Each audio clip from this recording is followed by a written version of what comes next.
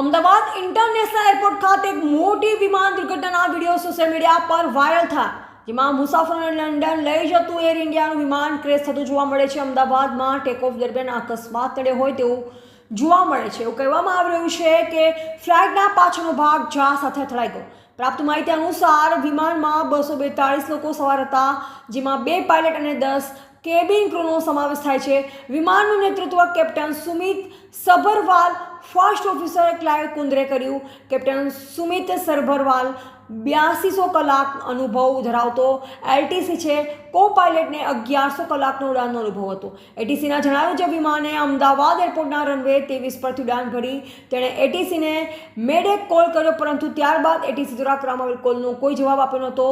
Runway 23 પરથી ઉડાન ભર્યા પછી તરત જ વિમાન એરપોર્ટની બહાર જમીન પર ક્રેશ થતું હોય તેમ જોવા મળે છે. અકસ્માત સ્થળ પરથી ભારે કાળા ધુમાડા નીકળતા જોવા મળી રહ્યા છે. આ ઘટના બાબતે મુખ્યમંત્રી ભૂપેન્દ્ર પટેલે જણાવ્યું કે અમદાવાદમાં એર ઇન્ડિયાના પેસેન્જર વિમાનના દુર્ઘટનાની દુઃખદ ઘટનાથી હું ખૂબ જ દુઃખી છું. મેં અધિકારીઓને આ અકસ્માતમાં તાત્કાલિક બચાવ અને રાહત કાર્ય હાથ ધરવાને ઘાયલ મુસાફરોને તાત્કાલિક સારવાર માટે યુદ્ધના ધોરણે વ્યવસ્થા કરવા સૂચના આપી છે. ઘાયલ મુસાફરોને સારવાર માટે લઈ જવા માટે ગ્રીન કોરિડોરની વ્યવસ્થા કરવામાં અને પ્રાથમિકતાના આધારે હોસ્પિટલમાં સારવાર માટેની તમામ વ્યવસ્થા સુનિશ્ચિત કરવા માટે પણ સૂચના આપવામાં આવી છે. બ્યુરો રિપોર્ટ, ગ્રામીણ ટુડે ન્યૂઝ, તાપી. તો વધુ સમાચારો માટે જોતા રહો ગ્રામીણ ટુડે ન્યૂઝ. ગ્રામીણ ટુડે ન્યૂઝને લાઇક, શેર અને સબસ્ક્રાઇબ કરો.